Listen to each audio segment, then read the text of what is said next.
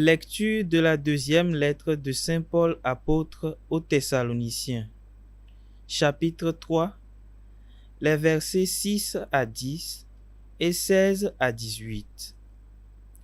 Frères, au nom du Seigneur Jésus-Christ, nous vous ordonnons d'éviter tout frère qui mène une vie désordonnée et ne suit pas la tradition que vous avez reçue de nous.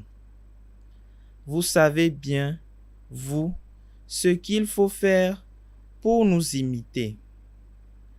Nous n'avons pas vécu parmi vous de façon désordonnée, et le pain que nous avons mangé, nous ne l'avons pas reçu gratuitement.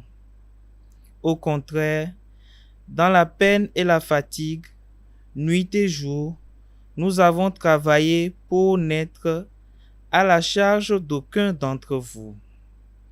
Bien sûr, nous avons le droit d'être à la charge, mais nous avons voulu être pour vous un modèle à imiter.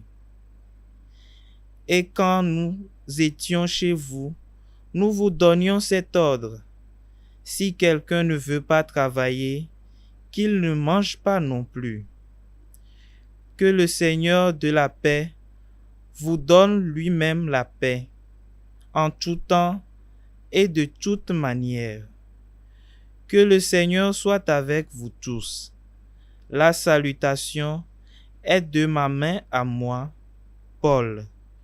Je signe de cette façon toutes mes lettres, c'est mon écriture. Que la grâce de notre Seigneur Jésus-Christ soit avec vous tous. Parole du Seigneur.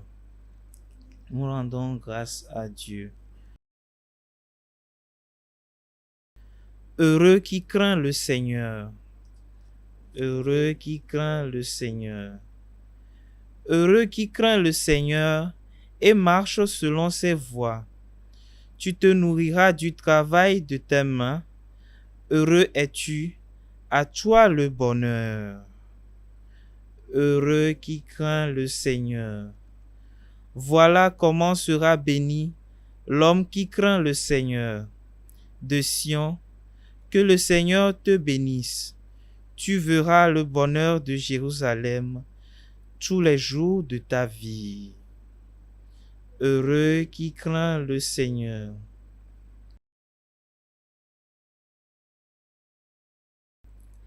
Acclamation de l'Évangile. En celui qui garde la parole du Christ, l'amour de Dieu atteint vraiment sa perfection. Au nom du Père et du Fils et du Saint-Esprit. Amen. Évangile de Jésus-Christ selon saint Matthieu.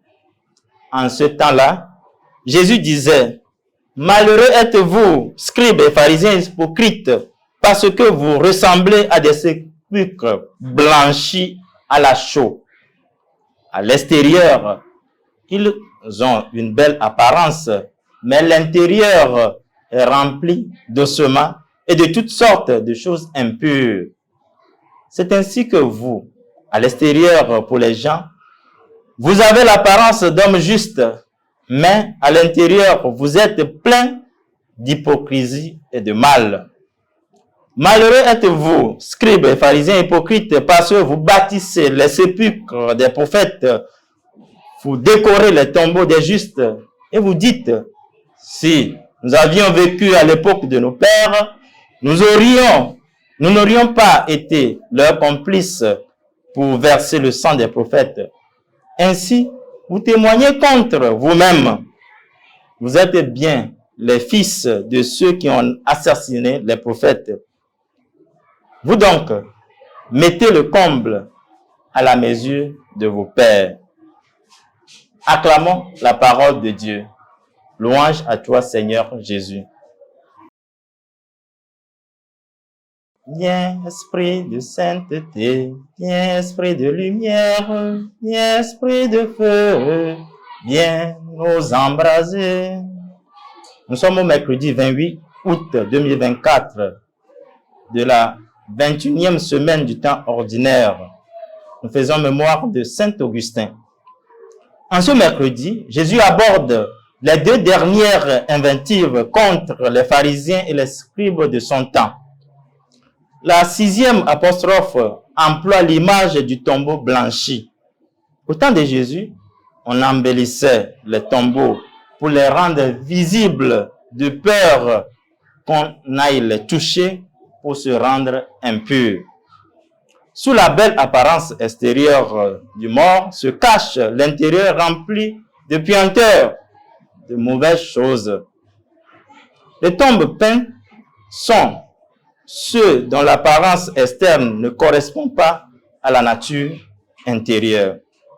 Ils sont colorés, polis à l'extérieur, très beaux, mais pas à l'intérieur. L'intérieur est rempli d'ossements. L'intérieur est en rupture avec l'extérieur.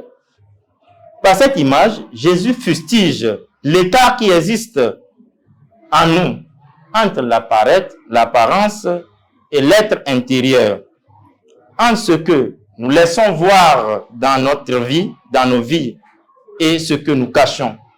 Comment être vrai et authentique dans notre temps?